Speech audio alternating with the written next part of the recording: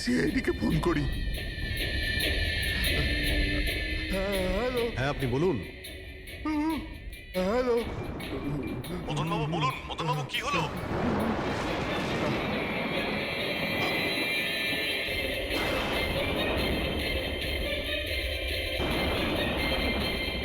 না না।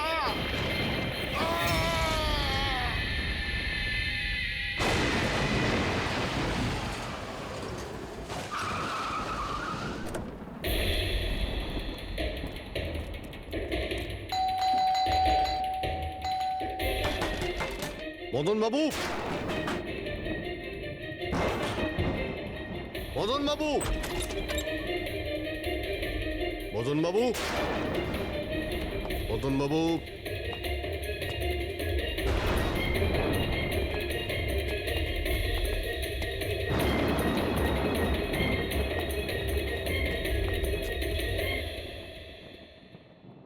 দয়া,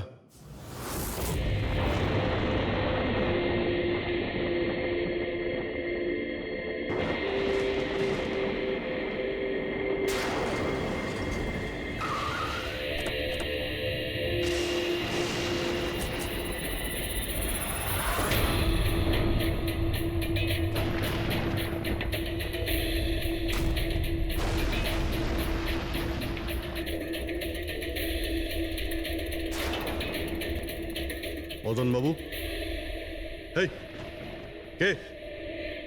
এই কে এখানে?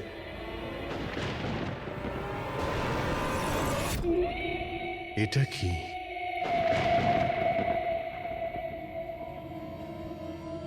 পুতুল?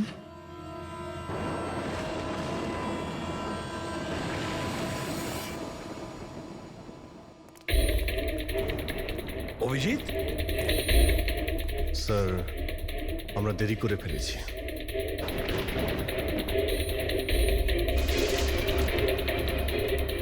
মাই গড!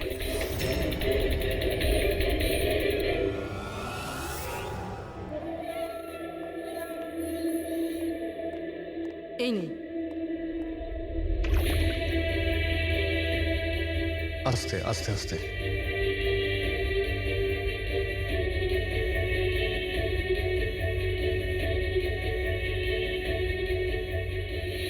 মদন বাবু, আপনি ঠিক আছেন তো?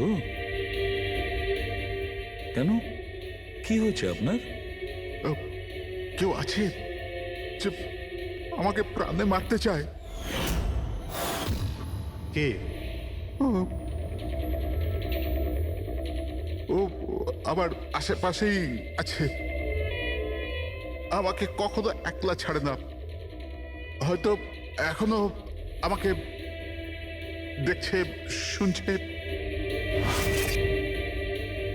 দেখুন মদন বাবু, একদম চিন্তা করবেন না, আপনার কিচ্ছু হবে না, আমরা আছি না? মদনবাবু, আপনি কার কথা বলছেন? কে কে আপনাকে বিরক্ত করছে? পুতুল, কাঠের পুতুল। কাঠের পুতুল? হ্যাঁ। না মানে ওটা ওরকম নয়, যারা কথা বলতে পারে না, অন্যের ইশারায় নাচে। এই কাঠ পুতুলগুলো কথা বলে, কথা বলতে পারে, নিজেরা চলে চলে ফিরে বেড়ায়।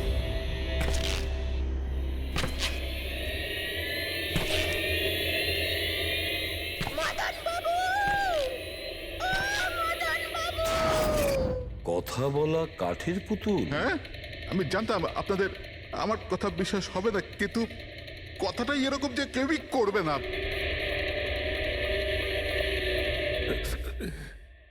স্যার, আপনি এরকম কোনো পুতুলের ব্যাপারে শুনেছেন কখনো? না। জানেন কিছুদিন আগে আমার সাথে কি হয়েছিল? ওই দিন আমার জন্মদিন ছিল, ঘরের বেল বাজলো, তো আমি ভাবলাম যে আমার বন্ধুরা আমার সঙ্গে দেখা করতে এসেছে।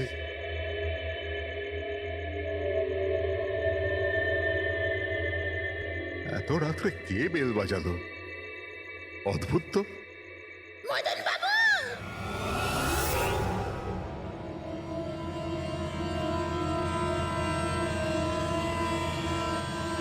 কে? দেখতে পাচ্ছেন না আমি?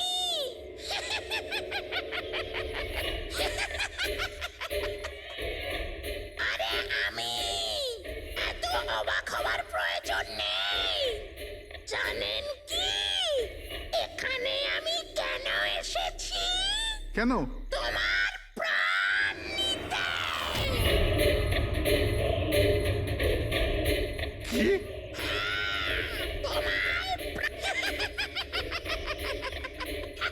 রবি, কবিতা, তাড়াতাড়ি এদিকে আসো।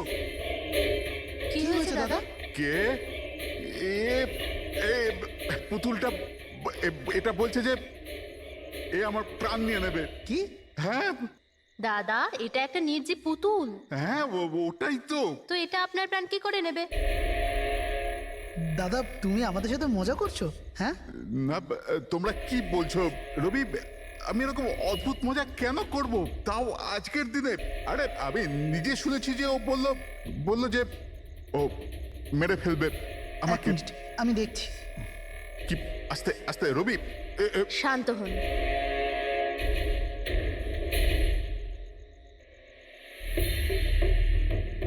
দাদা, মনে হচ্ছে তোমার সাথে কেউ মজা করেছে। এই কাঠের পুতুলের মধ্যে কেউ মনে হয় স্পিকার ফিট করেছে। চেক করো, হয়তো কোনো স্পিকার আছে।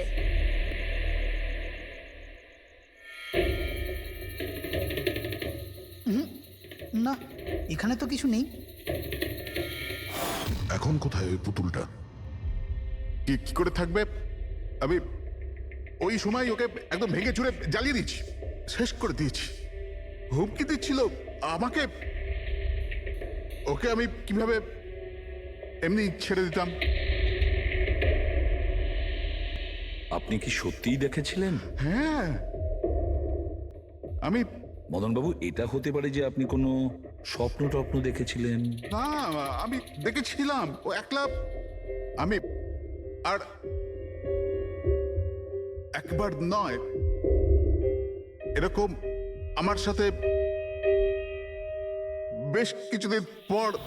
আমার মনে হয় মদন বাবুকে মারার সব থেকে ভালো উপায় এই যে ওনার বুকে ছুরি ঢুকিয়ে দিয়ে। এতে তো পুরো মেঝে রক্তে খারাপ হয়ে যাবে। সবচেয়ে বেস্ট উপায় হলো মদনবাবুকে বিষ দেওয়া হোক। একটা কাজ করা যাক, কেননা ওনার গলায় টিপে দেওয়া যাক। তো আপনি বলে দিন মদনবাবু, আপনি কিভাবে আপনার মৃত্যু হওয়া পছন্দ করেন? এই, মদন বাবু, কোথায় যাচ্ছেন?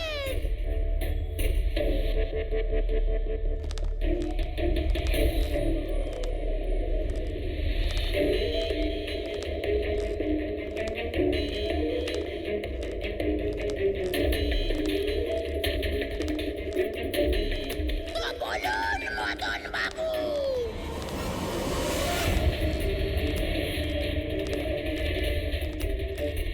কিভাবে আপনি মরতে চান? বলুন মদন বাবু।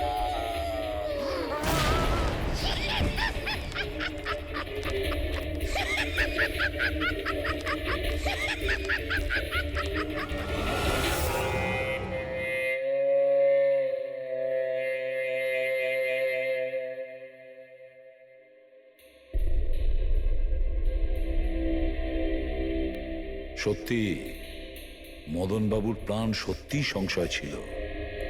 উনি সত্যিই বলছিলেন, কোনো ভ্রম ছিল না। এর মানে স্যার, মদন বাবুর খুন এই পুতুলটা করেছে? কি যে বাজে কথা বলো না। পুতুল আবার খুন করতে পারে নাকি? তাহলে স্যার খুনটা করলো কে? সেই ফেডরিক, যে কাঠের পুতুলের খেলাটা ভালো করে জানে। যখন আমরা এখানে এসেছিলাম তখন এই পুতুলটার হাতে এই ছুরি ছিল। সমস্ত প্রমাণ তো এর দিকেই আঙুল তুলছে। তাহলে খুন এই করেছে। দাদা, দাদা, প্লিজ প্লিজ। দাদা, স্যার এই পুতুলটা খুন করেনি। এক মিনিট, আপনারা কে? স্যার আমি কবিতা, ওনার স্ত্রী, আর ইনি মদন দা, ওনার বড় ভাই, উনি হলো রবি। তাহলে আপনারা এতক্ষণ কোথায় ছিলেন, কি করছিলেন? স্যার আজ আমাদের ম্যারেজ অ্যানিভার্সারি, সেজন্য আমরা বাইরে ডিনার করতে গেছিলাম। আমরা মদন দাকেও বলেছিলাম সাথে যেতে, কিন্তু উনি বারণ করে দিলেন। আর এইসব আপনি বলছেন যে মদনবাবুর খুন এই পুতুল করেনি? হ্যাঁ স্যার, এই পুতুলটা খুন করেনি। আপনি কি জানেন খুনিকে? আমার পুরো বিশ্বাস ওনার খুন সাদুল করেছে। উনি উনি ওনার উপর বদলা নিতে চেয়েছিলেন। আচ্ছা, যার কথা বলছেন সে কে? কিসের প্রতিশোধ নিতে চাইছে? সাদুল একজন ভেন্টাকলিস্টার ভয়েস ওভার আর্টিস্ট ছিল। মদনদা আর রবির বড়দা অঙ্কুশদার ছোটবেলার বন্ধু। অঙ্কুশদার ছোটবেলা থেকেই সাদুলকে খুব ভালোবাসতো। যখন উনি দেখলেন সাদুল জীবনে কত ঠোকর খাচ্ছেন, তো 5 বছর আগে উনি নিজের বাড়িটা সাদুলকে দিয়ে দিলেন, যাতে উনি ওনার থিয়েটার গ্রুপ চালাতে পারেন। যদি ওরা কোনোদিন অঙ্কুশদাকে ভাড়ার টাকা দিতে পারেনি, কিন্তু অঙ্কুশদার এই নিয়ে কোনোদিনই কোনো দুশ্চিন্তা হয়নি, কারণ উনি জানতেন যে এই কলাতে অত পয়সা পাওয়া যায় না। সাদুল আর ওনার স্টুডেন্টরা অঙ্কুশদার বাড়ি থেকেই নিজেদের ভেন্ট্রালোকুইজমের প্র্যাকটিস করত। পুতুল দিয়ে কথা বলানো এই শিল্পের ঘন্টার পর ঘন্টা বসে রিহার্সাল করত। তাহলে একটা কথা তোমরা ভালো করে বুঝে নাও, ভেন্ট্রিলোকিজম এই শিল্পটা সহজ নয়, কিন্তু এটা আবার এতটাও মুশকিল নয়। এই শিল্পটা করার যে পদ্ধতি, এটার নামেই লুকিয়ে আছে। ভেন্ট্রিলোকিজম একটা ল্যাটিন শব্দ, যাতে ভেন্টারের মানে হচ্ছে পেট আর লোকি মানে হচ্ছে বলো। তাহলে ভেন্ট্রিলোকিজমের অর্থ পেট দিয়ে বলো। যেমন, হ্যালো বরুণ, কেমন আছো? তারপর একদিন অঙ্কুশদা মারা গেলেন, আর সব কিছু বদলে গেল। কারা? আরে আরে আরে আপনারা কি করছেন? আরে কি হলো? আপনারা কে? আরে কি করছেন? আরে কি করছেন? এরকম করছেন কেন আপনারা? আপনারা কারা? কি হয়েছে? কি অসভ্যতা? আরে আপনারা চাইছেনটা কি? আরে রবি, বলবন, কি হচ্ছে এখানে? কি হচ্ছে? এই যে এতদিন ধরে তোমরা বিনা পয়সার ফুটুনি মারছিলে না, আজ থেকে বন্ধ হয়ে গেল। আমি এখানে কোনো ধর্মশালা খুলে রাখিনি। কিন্তু বলবন্ত, অঙ্কুশ তো বলেছিল যে... কে অঙ্কুশ? যে মরে গেছে, যে আর বেঁচে নেই, পৃথিবীতে আর নেই। এতদিন পর্যন্ত ওর পদ্ধতিতে চলেছো, আজ থেকে আমার পদ্ধতিতে চলতে হবে, বুঝতে পেরেছো? চলো জায়গা ফাঁকা করো। রবি, বোঝাও তোমার দাদাকে। ও কি বোঝাবে আমাকে? আমি বুঝতে পারি তো সবকিছু। আর যদি এখানে থাকতেই হয় তো ভাড়া দিতে হবে। ভাড়া? হ্যাঁ ভাড়া। কত ভাড়া দিতে হবে আমাদের? 4 লাখ। 4 লাখ? 4 লাখ টাকা তো আমাদের কাছে নেই।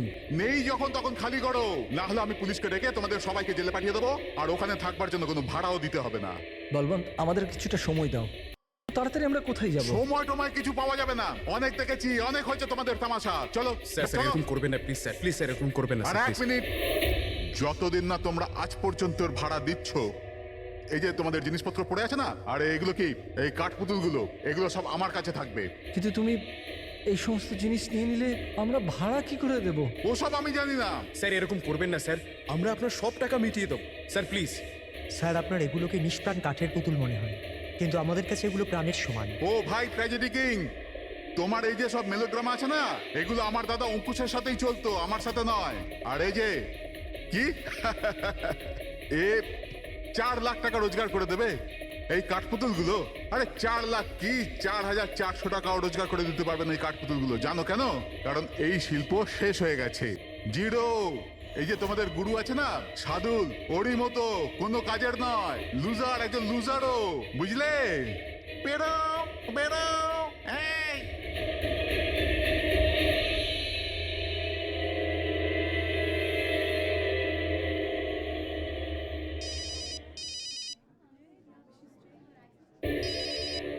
এও না।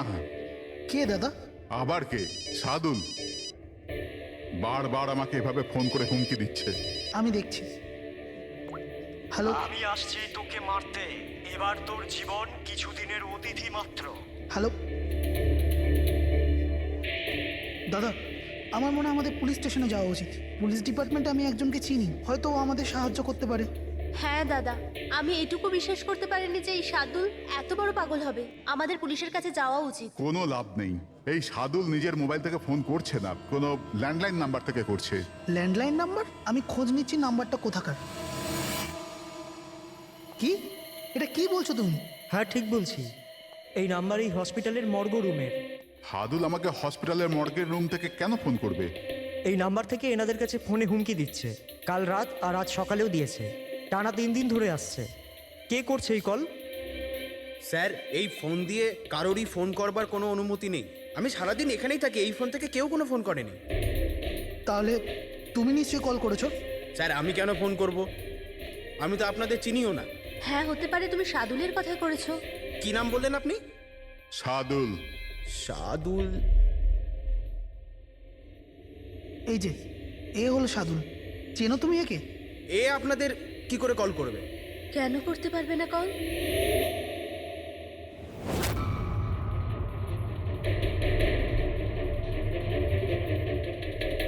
এ কিভাবে হয়ে গেল? সাদুল 3 দিন আগে ইনি মারা গেছেন, তাহলে ইনি ফোন কি করে করবেন? কিন্তু এর মৃত্যু হলো কিভাবে? ইনি ড্রিঙ্ক করেছিলেন, একটা গাড়ি এনাকে উড়িয়ে দিয়ে চলে গেছে, ওখানেই ওনার মৃত্যু হয়। যদি ও এখানে মরে পড়ে আছে তো আমাকে হুমকি দিয়ে ফোন কে করছে?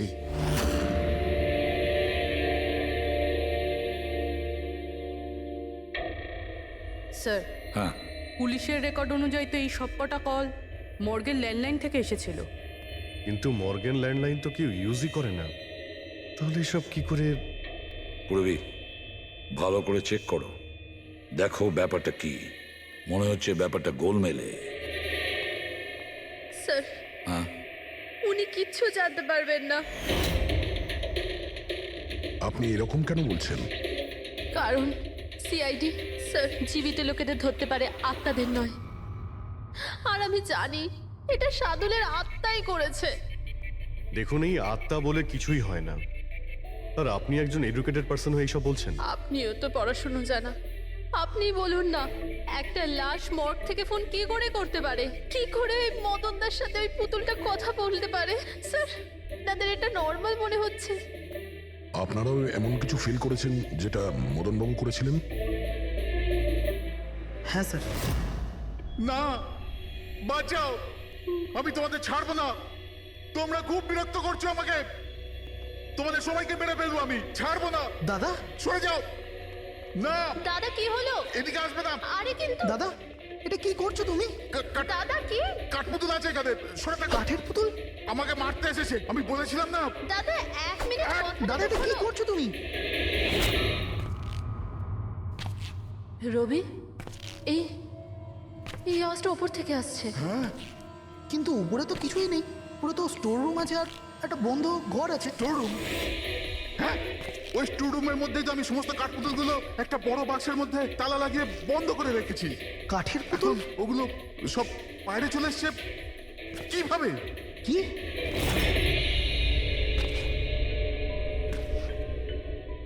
দাদা তুমি তুমি ভয় পেও না, এসো উপরে এসো। রবি, কিন্তু চলো আস্তে আস্তে সামলে।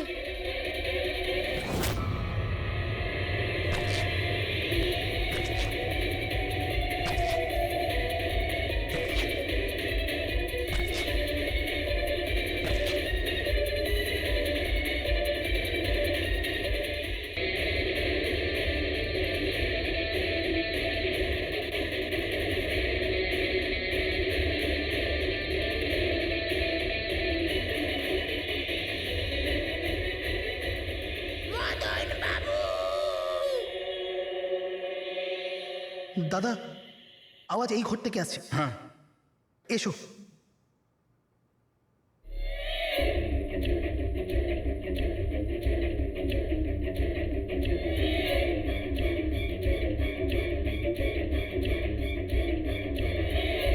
মদন বাবু,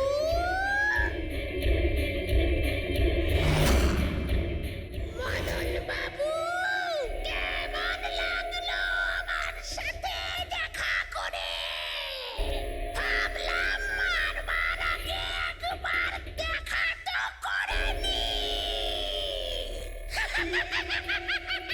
আমি ভেবেছিলাম না কথা বলে। স্যার, মদন দাদা সব পুতুলগুলোকে বাক্সে বন্দি করে রেখেছিল, কিন্তু কি করে জানি না এই পুতুলগুলো কোথা কোথা থেকে বেরিয়ে আসছিল। আমরা ওই বাক্সটাও দেখতে চাই, ওই রুমটাও যেখানে ওই তোমরা কাঠের পুতুলটা দেখেছিলে, সেটা কোথায়? স্যার দুটো ঘরই উপরে স্যার। চলো দেখাও। আসুন স্যার।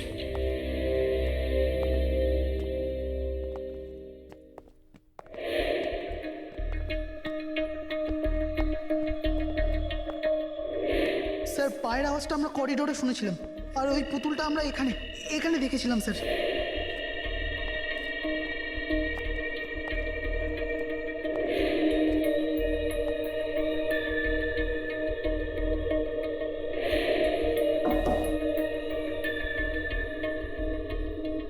আচ্ছা এটা বলুন যে এই রুমটা এত ফাঁকা কেন? স্যার আমি ভেবেছিলাম কি এখানে ট্রেডমিল আর বাইসাইকেল রাখবো, একটু এক্সারসাইজ করব, কিন্তু সময় পাইনি।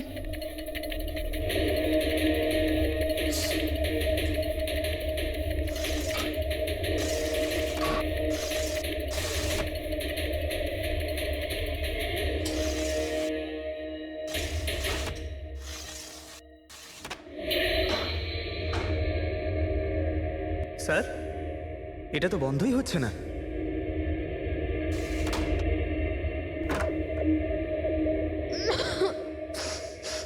আসুন স্যার। স্যার এই ওই পেটিগুলো যেখানে পুতুলগুলো বন্ধ করা আছে।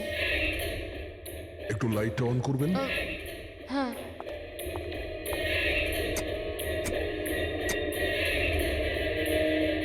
স্যার এই ঘরটা অনেক দিন ধরে বন্ধ আছে, তো মনে হয় বাল্বটা খারাপ হয়ে গেছে।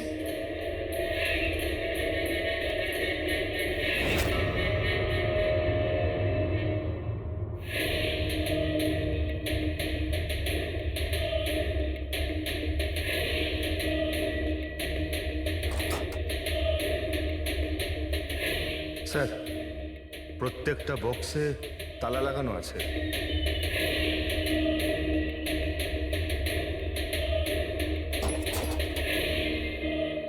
কিন্তু এই তালাটা শক্তপোক্ত নয়, যে কেউ একে খুব সহজেই খুলতে পারে।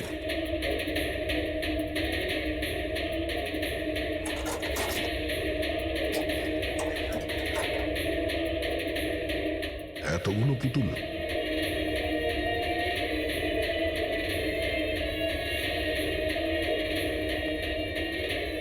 দেখি একটু এতে কোনো মেকানিজম করা নাই তো? স্যার আমি আপনাকে বলছি তো এরা কথা বলে না। স্যার নিশ্চয়ই সাদুলের আত্মা এসে এদের কথা বলায়। ভেতরে কোনো মেকানিজম কিন্তু কোনো স্পিকার তো নেই যার থেকে আওয়াজ আসবে। স্যার উনি কিন্তু ঠিক কথাই বলছেন, না তো কোনো মেকানিজম আছে না কোনো স্পিকার, কিন্তু তাহলে এই পুতুলগুলো কথা বলে কি করে?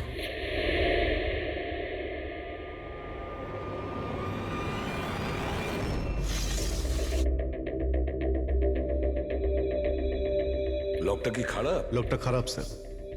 এখান থেকে তো সহজেই কেউ ভিতরে ঢুকতে পারে, সিঁড়িও রয়েছে আর পাইপও রয়েছে, যে কেউ সহজেই ঢুকতে পারে। আর যে সহজে এই রুমে ঢুকতে পারে সে বাক্সতে বন্ধ থাকা কাঠের পুতুলগুলোকে উঠিয়ে বাইরে যে কোনো জায়গায় রাখতে পারে, যেভাবে এখানে রাখা ছিল তোমাদের ভয় দেখানোর জন্য। স্যার মানে মানে এটা কোনো আত্মা নয়। আরে ওই আত্মার কথা ছাড়ো তো, আত্মা হয়ই না। এটা সেই হতে পারে এই বাড়ির প্রত্যেকটা কোণা সে চেনে, প্রত্যেকটা কোণা। আর তাছাড়াও কাঠের পুতুলের ব্যাপারেও খুব ভালো মতো জানে। আর এরা হতে পারে সাদুলের স্টুডেন্ট।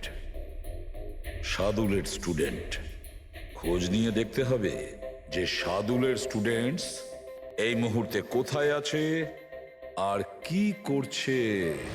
হাই, আমার নাম হলো ফ্রিডা। আমার নাম দীপেশ। আমার নাম হলো তরুণ। আর আমার নাম লোচন।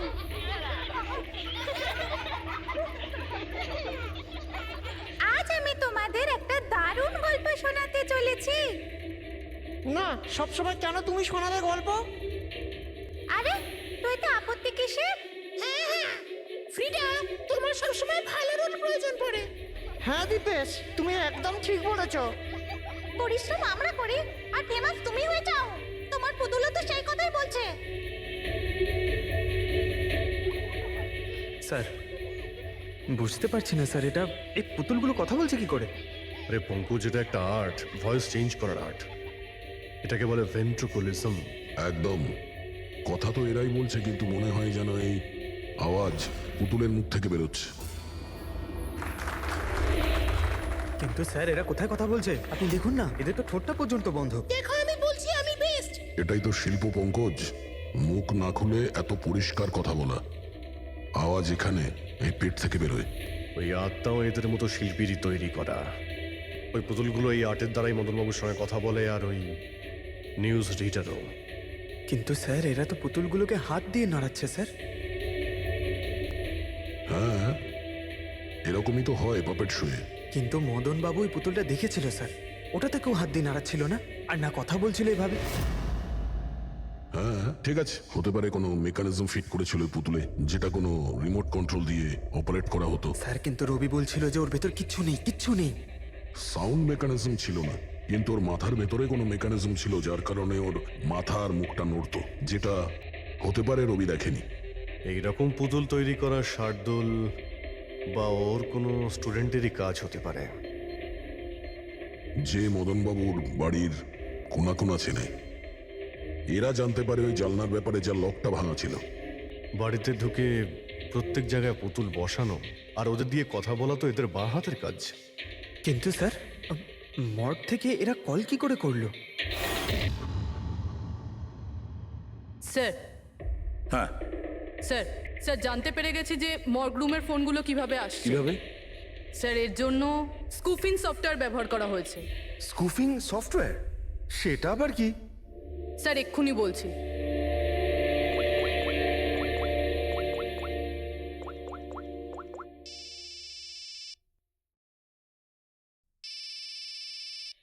কি যন্ত্রণা! আমার ওয়াইফকে এখনই ফোন করতে হলো। হ্যাঁ স্যার, আমি কারেন্টের বিলটা দিতে না আবার ভুলে গেছি। মনে হয় লাইনটা কেটে দিয়ে গেছে। আমাকে বকবে বলেই ফোনটা করেছে। ফোনটা তোলা ঠিক হবে?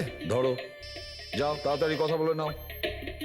হ্যালো, হ্যাঁ আমি বাড়ি ফেরার সময় কারেন্টের বিলটা দিয়ে বাড়ি যাবো। রেডি স্যার, এইবার কারেন্ট কেটেই যাবে। আরে পুরবি, তুমি ফোন করেছিলে? কিন্তু এটা তো আমার ওয়াইফের ফোন নাম্বার। পুরবি, এটা করলে কি করে? স্যার এটাই তো এই সফটওয়্যারের বিশেষত্ব। ফোন যেখান থেকেই করো, নাম্বার সেটাই দেখাবে যেটা আপনি চাইবেন। কিন্তু পুরবি, তুমি এই সফটওয়্যারটা পেলে কোথা থেকে? স্যার সাইবার ইউনিট থেকে নিয়েছি। আর স্যার এর সাহায্যে শুধু নাম্বারই নয়, বরং কোনো মানুষ তার লোকেশন পর্যন্ত ভুল বলতে পারে। ওরে বাবা রে!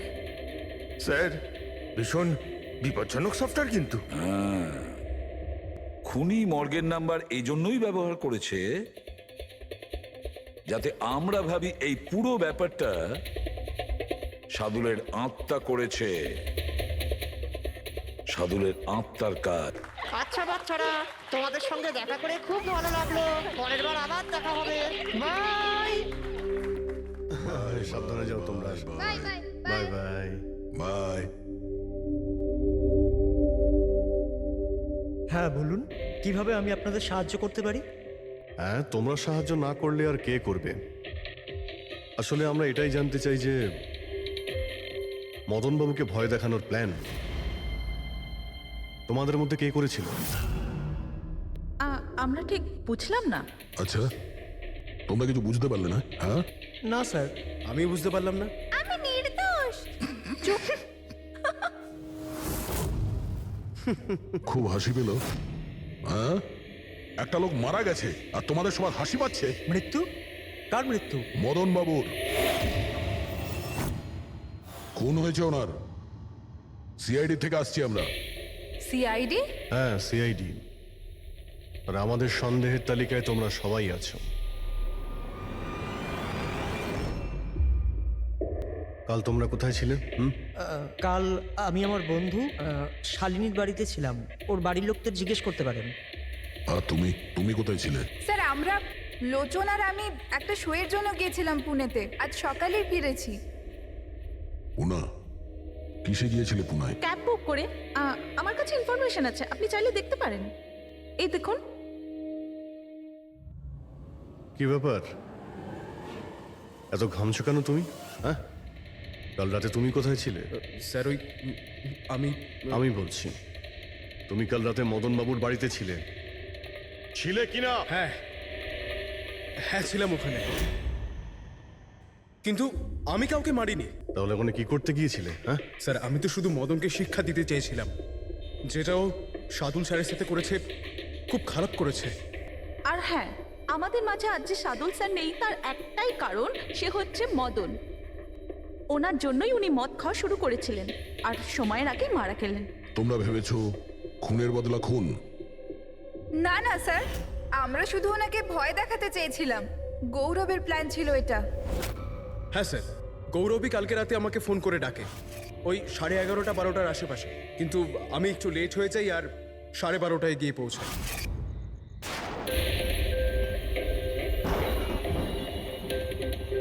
আজ তো এমনিতেই অনেক লেট হয়ে গেছি, মেরেই ফেলবে গৌরব আমাকে। চলে গেছে হয়তো ভিতরে, এবার ওকে ইশারা কি করে করবো?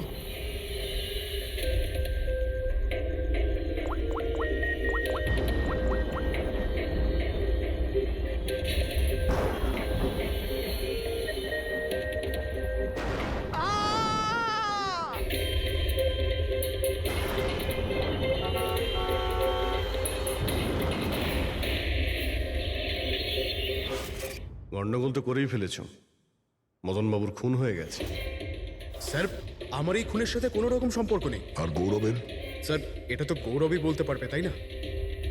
ঠিক আছে, গৌরবকে ডাকো। কোথায় ও? গৌরব তো এখন গোয়াতে আছে। গোয়া? গোয়াতে কেন? স্যার এটা জানি না। ওকে কিন্তু বাঁচানোর চেষ্টা করবে না, নাহলে তুমি ফেসে যাবে, বুঝেছো? না স্যার এরকম ব্যাপার নয়, কালকে রাতে যখন ওকে আমি ফোন করি তখন ওর ফোন বন্ধ ছিল, আজকে সকালে মেসেজ আসে আমার কাছে। মেসেজ দেখাও তো। স্যার কাল রাত্রে যেটা হয়েছিল সেটা হওয়ার কথা নয়। আমি গোয়া পৌঁছে গেছি কিছুদিন গা ঢাকা দেওয়ার জন্য। কিন্তু এ গোয়াতে কখন পৌঁছলো আর কিভাবে? যখন আমরা ক্রাইম সিনে পৌঁছেছিলাম তখন তো ও ওখানে ছিল না। হ্যাঁ, যদি আমরা এটাও ভেবে নিই যে যখন আমরা ওখানে পৌঁছলাম তার ঠিক আগেও ওখান থেকে বেরিয়ে গেছে, তাহলে ও গোয়া কি করে পৌঁছবে? খুন হয়েছিল রাত 1টার সময় আর তারপরে আমরা ওখানে পৌঁছেছি। ফ্লাইট নেই গোয়া যাওয়ার জন্য। স্যার হতে পারে ফ্লাইটে না গিয়ে বাসে বা গাড়ি করে গেছে হয়তো। না পঙ্কজ, ড্রাইভ করে গোয়া পৌঁছতে মিনিমাম 12 ঘন্টা লাগে, আর এই মেসেজটা এসছে সকাল 9টার সময়। মানে গোয়া পৌঁছানোর আগেই ও মেসেজ করে দিয়েছে যে ও গোয়া পৌঁছে গেছে। পঙ্কজ, খোঁজ নিয়ে দেখো যে গৌরবের ফোনের লাস্ট লোকেশন কোথায় দেখাচ্ছে। তুমি গৌরবের নাম্বারটা দাও। আচ্ছা ঠিক আছে, থ্যাংক ইউ স্যার। স্যার গৌরবের শেষ লোকেশন ছিল ওই মদনবাবুর বাড়ি, আর কাল রাত 11:30টার সময় ওর মোবাইল বন্ধ হয়েছে। 11:30? Hello, thank you sir. Gaurav নামের কোনো ব্যক্তি গোয়ার কোনো ফ্লাইটেই ছিল না, না আজকে সকালে না কাল রাতে। আর তাছাড়া স্যার একে কোনো এয়ারপোর্টে সিসিটিভি ফুটেজেই দেখা যায়নি। মানে আমাদের সন্দেহ একদম ঠিক, গৌরব এখানেই আছে। তাহলে ও বা অন্য কেউ ওর ফোন থেকে এই মেসেজটা পাঠিয়েছে যে ও গোয়া চলে গেছে। কিন্তু স্যার কেউ এরকমটা করবে কেন? সেটা তো আমি জানি না ফ্রেডি, কিন্তু একটা কথা আমি বুঝতে পারছি না, গৌরব তো চাইলে যে কোনো সময় মদনবাবুকে মারতে পারতো। এসব নাটক করার কি প্রয়োজন ছিল? আর ওরা চারজন এই কাঠপুতুলের খেলাটাই বা কেন খেলছিল? আর ও যদি মদনবাবুকে মেরেই থাকে তাহলে ওর 4 জন বন্ধুকে কেনই বা বললো না? সন্দেহটা আমার এইখানে। এর একটাই কারণ বস, হতে পারে গৌরবকে তাড়াহুড়োতে মদনবাবুকে মারতে হচ্ছে যখন ও ধরা পড়ে যায়, আর না হলে খুনি গৌরব না অন্য কেউ। স্যার খুনি যদি অন্য কেউ হবে তাহলে গৌরব কোথায়? হতে পারে খুনি গৌরবকে মেরে গায়েব করে দিয়েছে, আর আমাদের সামনে এমন প্রমাণ ফেলে দিয়েছে যে আমাদের মনে হয় যে ও পালিয়ে বেড়াচ্ছে, গোয়াতে আছে ও। এই লোকটা ভাঙা রয়েছে, এই জানলা দিয়ে গৌরব আর ওর বন্ধুরা ভিতরে আসতো আর মদনবাবুকে ভয় দেখাতো। আর এই গৌরব কাল রাতে এখানে এসেছিল, তারপর থেকেই গায়েব হয়ে গেছে। তাহলে হতে পারে ওর সঙ্গে যা হয়েছে এখানেই হয়েছে। কিন্তু ওর সাথে যদি এখানে কিছু হয়ে থাকে তাহলে কিছু না কিছু তো ট্রেসেস পাওয়া উচিত। তাহলে একবার টেস্ট করে দেখা যাক। রবি, স্যার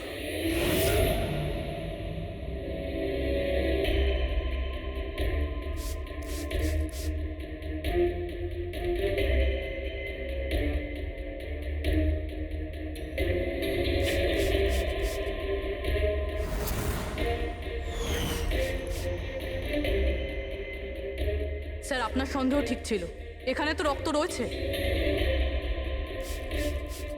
ও যখন এই দরজা দিয়ে বাইরে বের হয়েছিল তখনই ওর ওপরে কেউ আক্রমণ করে। স্যার এদিকে তো কোনো চিহ্নই নেই। ওদিকটা দেখো।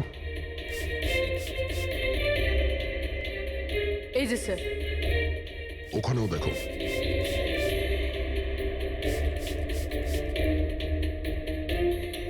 ও, তার মানে হামলা করার পর গৌরবকে টেনে হিচড়ে স্টোর রুমের কাছে নিয়ে আসা হয়েছে।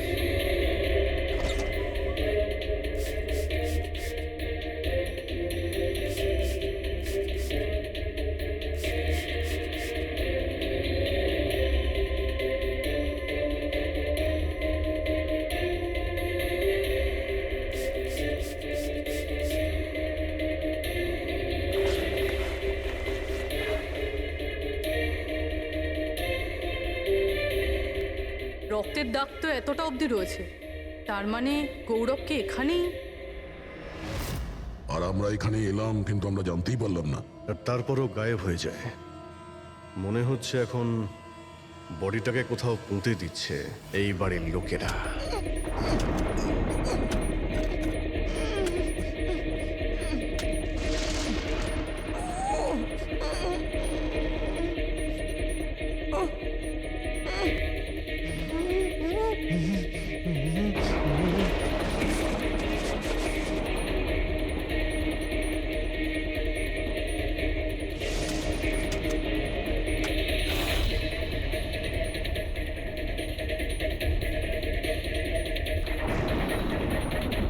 সিআইডি?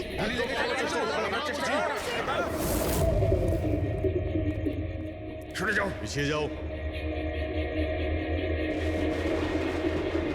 স্যার। হ্যাঁ, জীবিত আছে। তাড়াতাড়ি হসপিটালে নিয়ে যাও। তোমরা কবর দিতে চাইছিল ওকে? হ্যাঁ, কিন্তু আপনি কি করে জানলেন আমরা এখানে? আজকাল মোবাইলের মাধ্যমে আমরা অপরাধীকে ধরে ফেলি।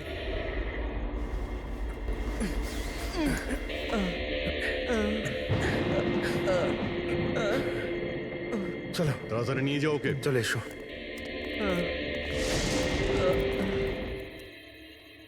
ওই স্বার্থপর আর লোভী মানুষটার মরে যাওয়াই ঠিক ছিল। অঙ্কুশদা মারা যাওয়ার পর মদনদা নিজেই সব প্রপার্টি দখল করতে চেয়েছিল, আমরা কি পেতাম? লবণঙ্গা। আমরা এই প্ল্যানটা তখন বানালাম যখন বাড়িতেও ওই কাঠপুতুলের ঘটনাগুলো ঘটছিল। আমরা জানতাম স্যার কোনো আত্মা টাত্মার চক্কর নয়, এই জন্যই আমরা এক রাত জাগলাম যাতে এই পুতুলটার রহস্যের পর্দা খুলতে পারি। আর তারপরে তোমরা গৌরবকে ধরে ফেলো। হ্যাঁ,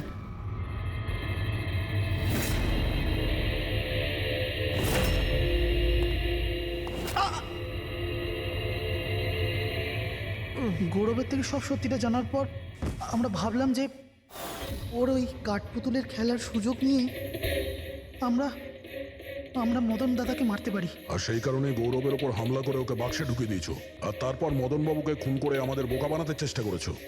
আর এটা দেখাতে চেয়েছিলে যে খুন পুতুল করেছে। হ্যাঁ, আমরা জানতাম যে সিআইডি কখনোই আত্মাদের গল্প আর পুতুলদের খেলার উপর বিশ্বাস করবে না, আর আপনারা সোজা সন্দেহ করবেন সাধুলের স্টুডেন্টদের, বিশেষ করে গৌরবের ওপর। আর আমাদের মিসলিড করার জন্য গোয়ার ওই মেসেজ পাঠিয়ে দিলে। হ্যাঁ, আমরা ভেবেছিলাম যে আপনারা সারা জীবন ধরে গৌরবকে এখানে ওখানে খুঁজতে থাকবেন, আর আমরা ওকে মেরে এখানে পুঁতে দেবো। টাকার জন্য তোমরা নিজের দাদাকে মেরে ফেলেছো।